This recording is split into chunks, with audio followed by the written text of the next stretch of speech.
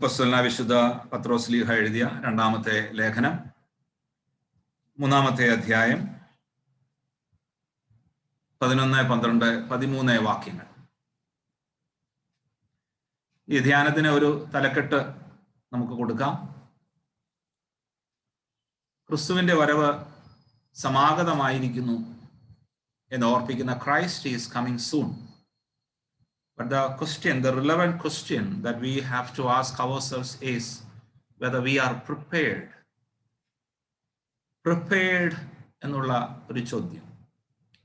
നമ്മൾ തയ്യാറായിട്ടുണ്ടോ? നമ്മൾ ഒരുക്കപ്പെട്ടിട്ടുണ്ടോ?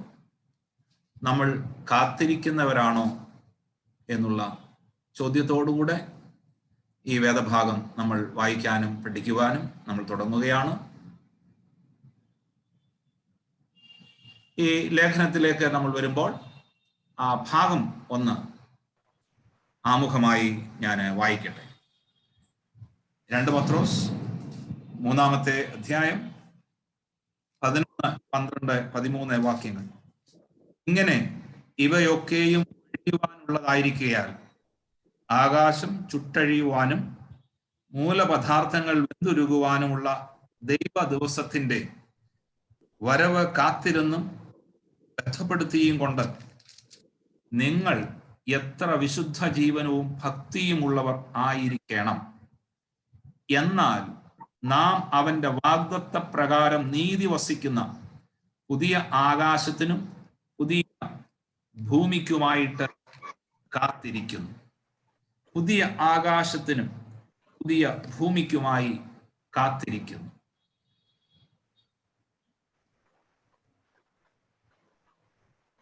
ഒരിക്കൽ ഒരു മാതാവ് തൻ്റെ മകളെ കുറിച്ചുള്ള ഒരു പരാതിയുമായി ആ ഇടവകയിലെ പട്ടക്കാരന്റെ അടുക്കൽ ചെന്നു. അമ്മയുടെ പരാതി ഇതായിരുന്നു: എൻ്റെ മകളെ കൊണ്ട് അവളുടെ മുറി വൃത്തിയായി സൂക്ഷിക്കുന്നതിന് അച്ഛൻ്റെ കയ്യിൽ എന്തെങ്കിലും ഒരു പരിഹാരമുണ്ടോ, മാർഗമുണ്ടോ എന്ന് ചോദിച്ചായിരുന്നു. ഞാനത് പറഞ്ഞു മടുത്തു, അല്ലെങ്കിൽ എന്നെ കൊണ്ട് ഇനി കഴിയുകയില്ല. പുരോഹിതൻ പറഞ്ഞു, നോക്കാം. അടുത്ത യൂത്തിന്റെ മീറ്റിംഗ് കൂടിയപ്പോൾ ഈ ടീനേജിലുള്ള ഈ കുഞ്ഞുങ്ങളോട് ഇപ്രകാരം പറഞ്ഞു: ഞാൻ നിങ്ങളുടെ ഭവനത്തിൽ വരുന്ന നിങ്ങൾ കഴിയുന്നതായിട്ടുള്ള പാർക്കുന്നതായ മുറി ഞാൻ പരിശോധിക്കാൻ പോകുന്നു. അതിനുശേഷം ആ മുറിയുടെ പിക്ചർ എടുത്ത് ഫേസ്ബുക്കിലോ ഇടുന്നതാണ് എന്ന് പറയുകയുണ്ടായി. അവിടെ സംഭവിച്ചത്, കുഞ്ഞുങ്ങൾ വേഗത്തിൽ ചെന്ന് തങ്ങളുടെ മുറി വളരെ വൃത്തിയായി അവർ സൂക്ഷിക്കുവാനായിട്ട് തുടങ്ങി. അവർ വേഗത്തിൽ വൃത്തിയാക്കി. പത്രോസ് അപ്പോസ്തലൻ പറയുന്നു, ഈ വേദഭാഗം വായിക്കുമ്പോൾ 10-ാമത്തെ വാക്യം, കർത്താവ് വേഗത്തിൽ വരുന്നു എന്ന് മാത്രമല്ല, അവൻ വരുന്നതിനെ കുറിച്ച് എപ്പോഴാണെന്ന് അറിയുകയില്ല. പറയുകയാണ്, ക്രിസ്തു കള്ളനെ പോലെ വരുന്നു, അഥവാ അപ്രതീക്ഷിതമായി വരുന്നു, അല്ലെങ്കിൽ പെട്ടെന്ന് വരുന്നു. അതുകൊണ്ട് എന്ത് ചെയ്യണം? ഇവിടെ ഒരു കണ്ടീഷൻ അപ്പോസ്തലൻ പറയുകയാണ്.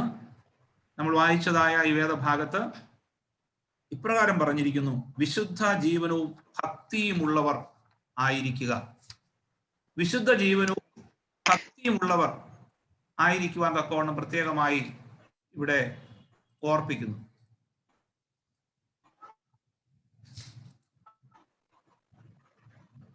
എന്താണ് അതിന്റെ അർത്ഥം? വിശുദ്ധ ജീവനവും ഭക്തിയുമുള്ളവരായിരിക്കുവാൻ തക്കവണ്ണം നമ്മോട് ആവശ്യപ്പെടുകയാണ്. അപ്പൊ നമ്മൾ പറയും, വീട് വേണമെങ്കിൽ വൃത്തിയാക്കാം, വേണമെങ്കിൽ വീടിന് മുറ്റമൊക്കെ വേണമെങ്കിൽ വൃത്തിയാക്കാം, അങ്ങനെ എന്തെങ്കിലുമൊക്കെ വീടിനുള്ളിലോ വീടിന്റെ പുറത്തോ ഒക്കെ വേണമെങ്കിൽ എല്ലാം സംഘടിപ്പിക്കാം. വേണമെങ്കിൽ വീട് മനോഹരമാക്കാം, ലാൻഡ്സ്കേപ്പ് ഒക്കെ ചെയ്ത് വേണമെങ്കിലും ശരിയാക്കാം. പക്ഷേ ഇവിടെ പറയുന്ന ഒരു വിശുദ്ധ ജീവനവും ഭക്തിയും, അച്ചോ, അത് വളരെ പ്രയാസമുള്ള കാര്യമാണ്. 2 കാര്യങ്ങളാണ് പത്രോസ് അപ്പോസ്തലൻ നമ്മെ ഓർപ്പിക്കുന്നത്: ഹോളിനെസ് ആൻഡ് ഗോഡ്ലിനെസ്. വിശുദ്ധി, ഭക്തി, 2 പ്രധാനപ്പെട്ട കാര്യങ്ങളാണ് പത്രോസ് അപ്പോസ്തലൻ പറയുന്നത്. 2 വിഷയങ്ങൾ നമ്മെ ഓർപ്പിക്കുകയാണ് വേദഭാഗത്ത്. ഹോളി കണ്ടന്റ്, വിശുദ്ധ പെരുമാറ്റം. നമ്മൾ പറയുന്ന കാര്യമാണ് നന്നായി പെരുമാറുക. നമുക്കതിനെ ഇങ്ങനെ വിളിക്കാം, ഒരു വിശുദ്ധമായ പെരുമാറ്റം അഥവാ വിശുദ്ധമായ ഒരു ജീവിതം. അതിന്റെ അർത്ഥം ഇങ്ങനെയാണ്: a life which is distinct from the evil world.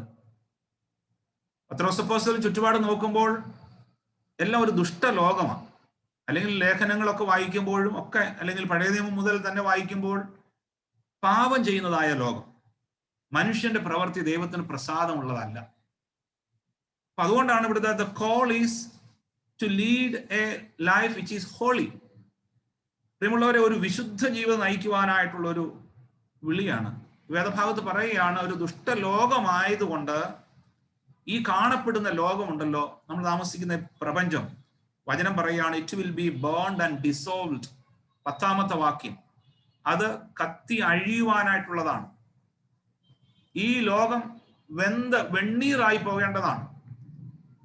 ഈ പറഞ്ഞിരിക്കുന്ന മൂലപദാർത്ഥങ്ങളെല്ലാം കത്തി ഈ ഭൂമിക്ക് വേണ്ടി വിറകായിട്ട് നിൽക്കുകയാണ്, അഥവാ മുഴുവൻ നശിക്കുവാനായിട്ട് പോകുകയാണ്. അതുകൊണ്ട് നിങ്ങൾ എന്ത് ചെയ്യണം? ഒരു വേറിട്ട ജീവിതം നയിക്കണം. അതിനുവേണ്ടി പറയുന്ന 1ാമത്തെ കാര്യമാണ് ഹോളിനെസ് അഥവാ വിശുദ്ധി എന്നുള്ളത്. 2ാമതായി ഈ വേദഭാഗത്ത് പറഞ്ഞിരിക്കുകയാണ് ഭക്തി എന്നുള്ള വാക്കാണ്, ഗോഡ്ലിനെസ്. ദൈവഭക്തി, ഭക്തിയുള്ള ജീവിതം, ഭക്തിയുള്ള ക്രൈസ്തവ ജീവിതം എന്നൊക്കെ നമുക്ക് വേണമെങ്കിൽ പറയാം.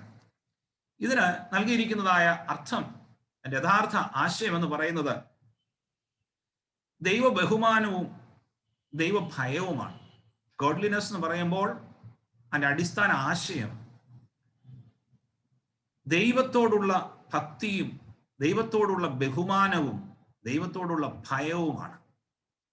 വില്യം ബാർക്ലേ പറയുകയാണ്, it is the attitude which gives God the place he ought to occupy in life and in thought and in devotion എന്നാണ് പറഞ്ഞിരിക്കുന്നത്.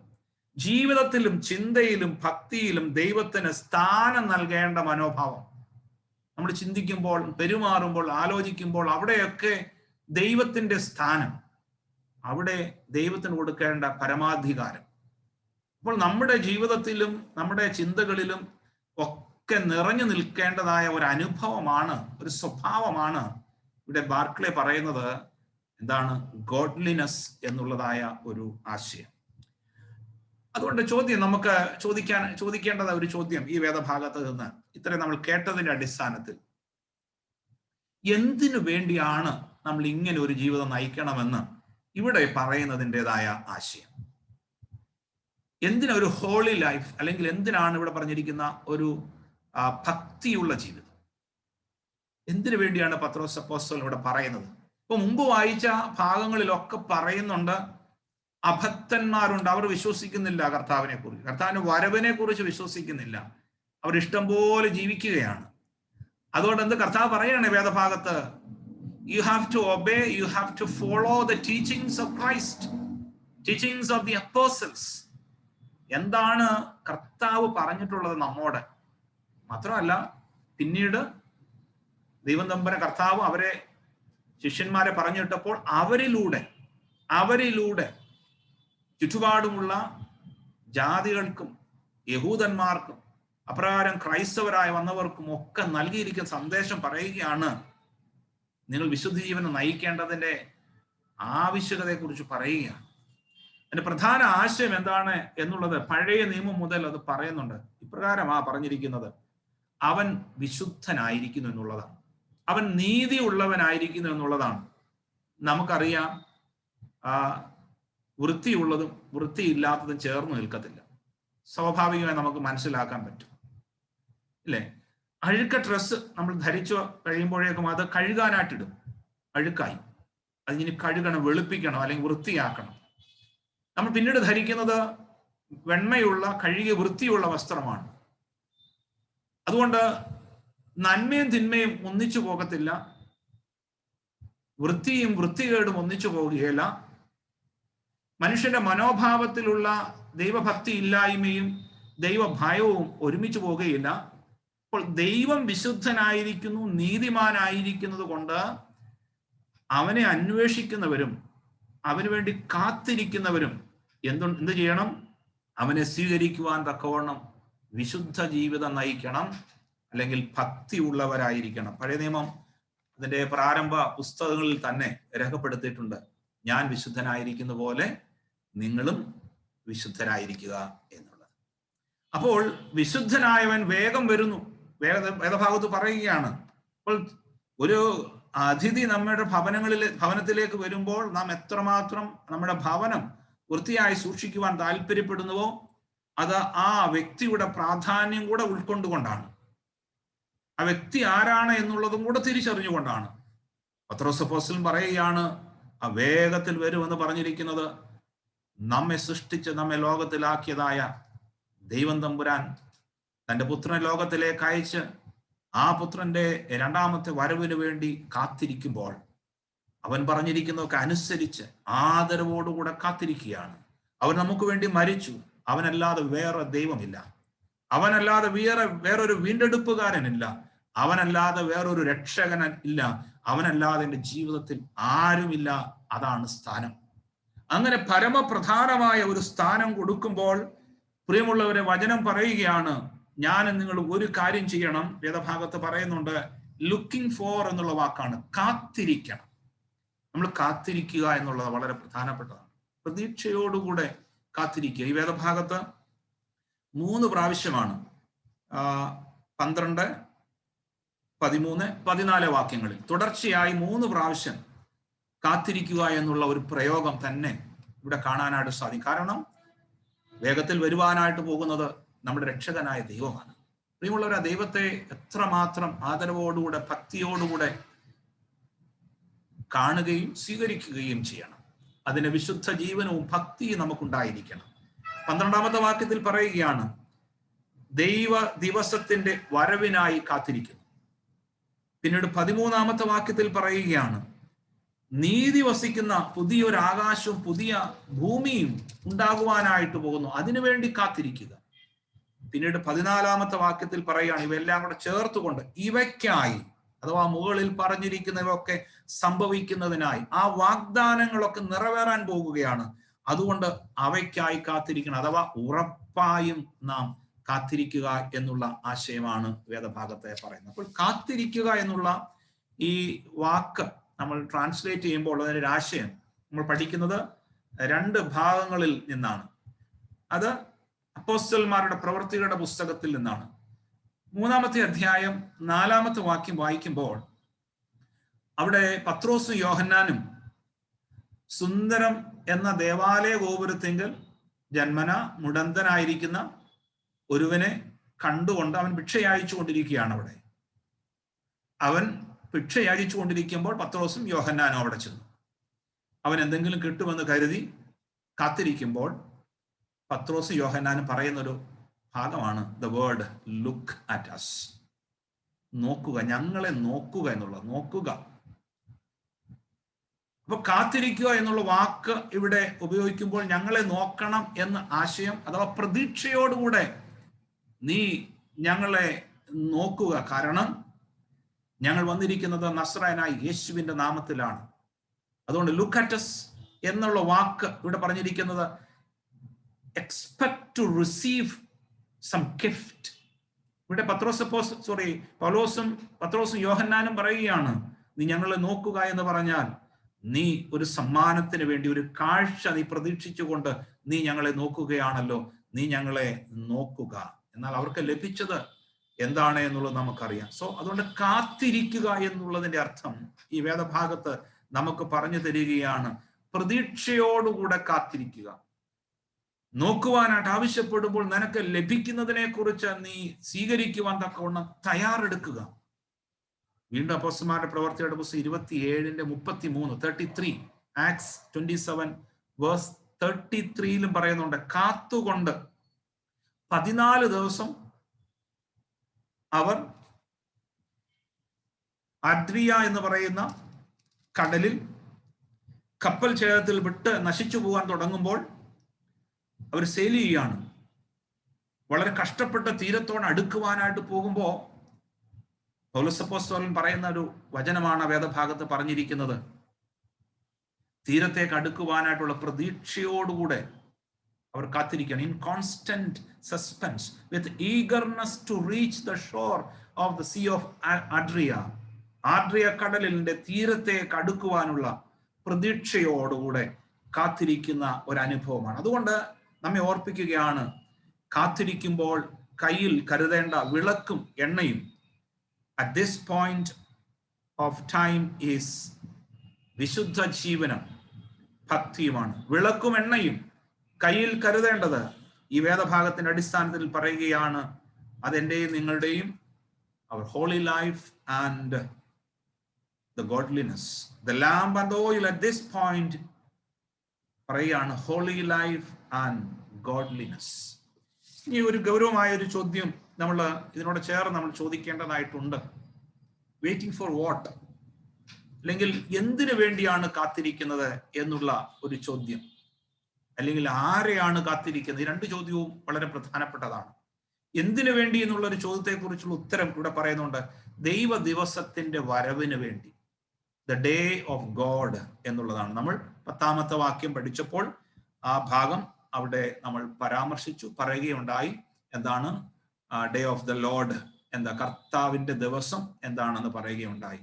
അപ്പോൾ കർത്താവിന്റെ വരവിന് വേണ്ടി കാത്തിരിക്കുക.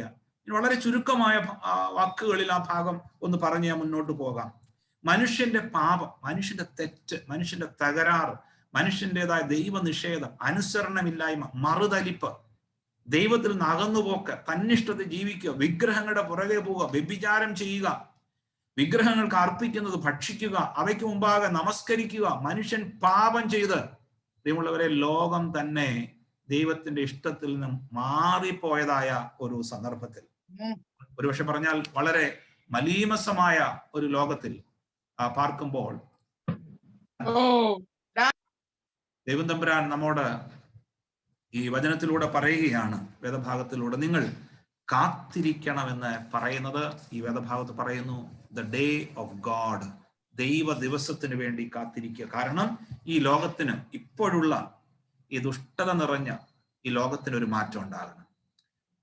റോമാലേഖനം നമ്മൾ വായിക്കുമ്പോൾ, റോമാലേഖനത്തിൽ 8-ാം അധ്യായം ഇതിന്റെ 20 മുതൽ 22 വരെയുള്ള വാക്യങ്ങൾ വായിക്കുമ്പോൾ അവിടെ രേഖപ്പെടുത്തിയിട്ടുണ്ട്, സർവ സൃഷ്ടിയും, ദ ഹോൾ ക്രിയേഷൻ, എല്ലാ സൃഷ്ടിയും വീണ്ടെടുപ്പിന് വേണ്ടി കാത്തിരിക്കുകയാണ്, അല്ലെങ്കിൽ ഞരങ്ങിക്കൊണ്ട് കാത്തിരിക്കുകയാണ്. 22-ാമത്തെ വാക്യം നമുക്ക് പ്രത്യേകമായി ഒന്ന് വായിക്കാം.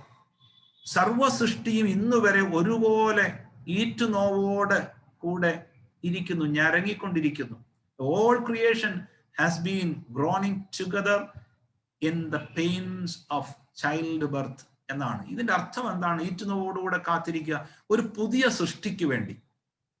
ഒരു കുഞ്ഞിന് ജന്മം നൽകുമ്പോൾ കുഞ്ഞ് ഒരു പുതിയ സൃഷ്ടിയാണ്. കടന്നു വരുന്നതായ ഈ കുഞ്ഞ് അനുഭവിക്കുന്ന, കുഞ്ഞിനെ കാണുന്നതായ ഒരു കാഴ്ചപ്പാട്, the whole creation. ഒരുപക്ഷെ ഈ ഒരു അനുഭവത്തിൽ പറയുകയാണ്, സൃഷ്ടിയാകമാനം ഈറ്റുനോവോടുകൂടെ ഇരിക്കുകയാണ്, അഥവാ ഒരു പുതിയ സൃഷ്ടി ഉളവാകുന്നതിനു വേണ്ടി വേദനയോടുകൂടെ കാത്തിരിക്കുകയാണ് എന്നാണ് വേദഭാഗത്തെ പറഞ്ഞിരിക്കുന്നത്. യെശയ്യാ പ്രവചനത്തിൽ 65-ാമത്തെ അധ്യായം 17 മുതൽ 26 വരെയുള്ള വാക്യങ്ങളിലും, അതുപോലെ 66-ാമത്തെ അധ്യായം 22-ാമത്തെ വാക്യങ്ങളിലും ഒക്കെ ചേർത്ത് വായിക്കുമ്പോൾ, പ്രിയമുള്ളവരെ, ഈ സൃഷ്ടി ഞരങ്ങുന്നത്, അല്ലെങ്കിൽ ഗ്രോണിങ് എന്നുള്ള വാക്ക് ഉപയോഗിച്ചിരിക്കുന്നത് എന്തിനു വേണ്ടിയാണ്? To have a new heaven and a new earth. ഒരു പുതിയ ആകാശത്തിന്, ഒരു പുതിയ ഭൂമിക്ക് വേണ്ടിയാണ് ഇവിടെ ഞരങ്ങിക്കൊണ്ടിരിക്കുന്നത്. അത് തന്നെയാണ് ഇവിടെ പത്രോസ് അപ്പോസ്തലൻ ഈ വേദഭാഗത്ത് പറയുന്നത്. 13-ാമത്തെ വാക്യം, എന്നാൽ നാം അവന്റെ വാഗ്ദത്ത പ്രകാരം, there is a promise, the promise is already given. എന്താണ് ആ വാഗ്ദത്തം? നീതി വസിക്കുന്ന പുതിയ ആകാശത്തിനും പുതിയ ഭൂമിക്കുമായിട്ട് കാത്തിരിക്കുന്നു എന്ന് പറഞ്ഞിരിക്കുന്നു. A new heaven, A new earth, ഒരു പുതിയ ആകാശവും ഒരു പുതിയ ഭൂമിക്കും വേണ്ടി കാത്തിരിക്കുകയാണ്. എന്നിട്ട് പറയുകയാണ്, നീതി വസിക്കുന്നതായ ഒരു ലോകത്തെക്കുറിച്ചാണ് ഈ വേദഭാഗത്ത് പറഞ്ഞ് ഇവിടെ മുന്നോട്ട് പോകുന്നത്. അതുകൊണ്ട് യെശയ്യാ പ്രവാചകൻ പ്രവചനത്തിലും പത്രോസ് ലീഹായുടെ പ്രവചനത്തിലും ഒക്കെ നമ്മൾ കണ്ടു. അതോടൊപ്പം റോമാലേഖനത്തിലും കണ്ടു, സൃഷ്ടി ആകമാനം പുതുക്കത്തിന് വേണ്ടി കാത്തിരിക്കുകയാണ്. എന്നാൽ പ്രിയമുള്ളവരെ, പ്രസക്തമായ ചോദ്യം, പരമപ്രധാനമായ ചോദ്യം, നാം തയ്യാറായിട്ടുണ്ടോ എന്നുള്ളതാണ്. We are prepared to receive the Lord Jesus. യേശു കർത്താവിനെ സ്വീകരിപ്പാൻ അവൻ വേഗം വരുമ്പോൾ are we prepared എന്നുള്ളതാണ്. The Lord is coming soon. വചനം പറയാണ്, വേഗത്തിൽ വരുന്നു, കള്ളനെ പോലെ വരുന്നു. എന്നാൽ നമ്മോടുള്ള ചോദ്യം ഇതാണ്: നാം പ്രത്യാശയോടെ പുതുവാന ഭൂമിക്കായി നാം തയ്യാറായിട്ടുണ്ടോ എന്നുള്ളതാണ്. പ്രിയമുള്ളവരെ, ഇതിന്റെ ഉത്തരം നമുക്ക് നമ്മോട് തന്നെ ചോദിച്ച് കണ്ടെത്തുവാൻ എളുപ്പമാണ്. ആ രീതിയിലാണ് ഇവിടെ ഈ ലേഖനം നമുക്ക് പറഞ്ഞു തരുന്നത്. കാരണം രണ്ട് കാര്യങ്ങൾ നമ്മൾ അന്വേഷിച്ചാൽ മതി. ഒന്ന്, നാം നയിക്കുന്നത് ഒരു വിശുദ്ധ ജീവിതമാണോ അല്ലെങ്കിൽ ജീവനമാണോ, എ ഹോളി ലൈഫ്. രണ്ടാമത് നമ്മൾ അന്വേഷിക്കേണ്ടത് ഒരു ഭക്തിയുള്ള ജീവിതമാണ്, are we leading a godly life. ഈ രണ്ട് ചോദ്യങ്ങൾക്ക് ഉത്തരം നമ്മൾ കണ്ടെത്തുമ്പോൾ പ്രിയമുള്ളവരെ, നമുക്ക് പറയാൻ സാധിക്കും, ഈ പുതിയ ആകാശവും പുതിയ ഭൂമിയും പ്രപഞ്ചം കാത്തിരിക്കുന്ന പോലെ, പുതു സൃഷ്ടിക്ക് വേണ്ടി കാത്തിരിക്കുന്നത് പോലെ പ്രിയമുള്ളവരെ, നമ്മളും കാത്തിരിക്കുകയാണ് ഒരുക്കത്തോടുകൂടെ. ക്രിസ്തുവിനോടൊപ്പമുള്ള ഒരു സഹസ്രാബ്ദ യുഗത്തിന് വേണ്ടി ഉള്ള ഒരു തയ്യാറെടുപ്പാണ്. മിലേനിയത്തിന് വേണ്ടി കാത്തിരിക്കുകയാണ്. ക്രിസ്തുവിനോടുകൂടെ 1000 ആണ്ട് വാഴുന്നതിനെ കുറിച്ച് പ്രവചനങ്ങളിൽ പറയുന്നുണ്ട്. പ്രത്യേകിച്ച് യെശയ്യാ പ്രവാചകൻ പറയുന്ന മനോഹരമായിട്ടുള്ള വാക്കുകൾ നമുക്ക് മനസ്സിലാക്കുവാനായിട്ട് സാധിക്കും. അവിടെ പറഞ്ഞിരിക്കുന്ന വാക്കുകളിൽ ചെന്നായും കുഞ്ഞാടും അതുപോലെ തന്നെ സിംഹവും എല്ലാം ഒരുമിച്ച് വാഴും എന്ന് പറഞ്ഞാൽ, പിടിച്ചു കീറുന്ന ക്രൂരജന്തുക്കളും അതുപോലെ ശാന്തമൃഗങ്ങളും ഒരുമിച്ച് വസിക്കുന്ന ഒരു ലോകത്തെക്കുറിച്ച് ചിന്തിക്കുമ്പോൾ എത്ര പീസ്ഫുള്ളായ ഒരു ജോയ്ഫുള്ളായ ഒരു ലൈഫിനെ കുറിച്ചാണ് പുതു ആകാശവും പുതുഭൂമിയും നമ്മെ ഓർപ്പിക്കുന്നത്. ഇപ്പോൾ പ്രിയമുള്ളവരെ, എപ്പോഴെങ്കിലും ഈ കർത്താവിന്റെ ഒരു വാഴ്ചയെക്കുറിച്ച് നമ്മൾ ചിന്തിച്ചപ്പോൾ എപ്പോഴെങ്കിലും ഈ നിത്യതയെക്കുറിച്ച് നമ്മൾ ചിന്തിച്ചിട്ടുണ്ടോ? അല്ലെങ്കിൽ ഒരുങ്ങിയിട്ടുണ്ടോ? എപ്പോഴെങ്കിലും ഇമാജിൻ ചെയ്തിട്ടുണ്ടോ കർത്താവായ ക്രിസ്തുവിനോടൊപ്പം മേഘത്തിൽ വെള്ളവസ്ത്രം ധരിച്ച് തലയിൽ കിരീടം ചൂടി മണവാട്ടി സഭയുടെ അടയാളമായി നിൽക്കുമെന്നുള്ളത്, കാണപ്പെടുമെന്നുള്ളത് എപ്പോഴെങ്കിലും ഇമാജിൻ ചെയ്തിട്ടുണ്ടോ? നമ്മൾ ഇമാജിൻ ചെയ്യുന്നതൊക്കെ നമ്മൾ കർത്താവിനോട് മേഘത്തിൽ പോകുന്നതിനെ കുറിച്ചല്ല, കാറിലൊക്കെ അല്ലെങ്കിൽ ബെൻസിലൊക്കെ വലിയ വലിയ വാഹനങ്ങളിലൊക്കെ പോകുന്നതിനെ കുറിച്ചാണ്. നമ്മുടെ ഇമാജിനേഷനൊക്കെ അങ്ങനെയാണ്. ജോലി കിട്ടണം, വിവാഹം കഴിക്കണം, നല്ലൊരു വീടാകണം, സെറ്റിലാകണം, ഇതൊക്കെ ആവശ്യമാണ്. എന്നാൽ എപ്പോഴെങ്കിലും കർത്താവിന്റെ രണ്ടാമത്തെ വരവിൽ കർത്താവിനോടൊപ്പം മേഘത്തിൽ എടുക്കപ്പെടുക എന്ന് പറഞ്ഞാൽ മേഘപ്രത്യക്ഷതയാണ്. അതായത് റാപ്ചറാണ്. റാപ്ചർ, കർത്താവിന്റെ സന്നിധിയിലേക്ക് വിശുദ്ധ ജീവൻ നയിക്കുന്ന എല്ലാവരും, ഭക്തിയുള്ള ജീവൻ നയിക്കുന്ന എല്ലാവരും, വിശുദ്ധന്മാർ എടുക്കപ്പെടുന്നതിനെയാണ് പറഞ്ഞിരിക്കുന്നത്. ഈ സ്ലൈഡ് ആരംഭിക്കുമ്പോൾ ആദ്യത്തെ സ്ലൈഡ് അത് തന്നെയായിരുന്നു. മധ്യാകാശത്ത് കർത്താവ് പ്രത്യക്ഷമാകുമ്പോൾ അവനിലേക്ക് വന്നു ചേരുന്നതായ അനേകം വിശുദ്ധന്മാരുടെ ഗണത്തിന്റെ ഭാഗമായി, ആ സമൂഹത്തിന്റെ ഭാഗമായി നമുക്ക് തീരുവാനായിട്ട് സാധിക്കുന്നു. പുതുവാകാശവും പുതുഭൂമിയും. പ്രിയമുള്ളവരെ, നമുക്ക് ഇത് സാധ്യമായി തീരുവാൻ ദൈവത്തിന്റെ കരങ്ങളിലേക്ക് നമുക്ക് സമർപ്പിക്കാം. മേഘപ്രത്യക്ഷതയ്ക്ക് സമയമായി സകല സൃഷ്ടിയും ഒരുക്കപ്പെടുമ്പോൾ അവന്റെ സ്വന്തം സ്വരൂപത്തിൽ സൃഷ്ടിക്കപ്പെട്ടതായ മനുഷ്യരായ ഞാനും നിങ്ങളും സൃഷ്ടിതാവായ ദൈവത്തിന് വേണ്ടി ഒരുങ്ങിയിട്ടുണ്ടോ? 13-ാമത്തെ വാക്യത്തിൽ പറയുകയാണ്, എന്നാൽ നാം അവന്റെ വാഗ്ദാന പ്രകാരം നീതി വസിക്കുന്ന പുതിയ ആകാശത്തിനും പുതിയ ഭൂമിക്കുമായി കാത്തിരിക്കുന്നു. നമുക്ക് പ്രാർത്ഥിക്കാം.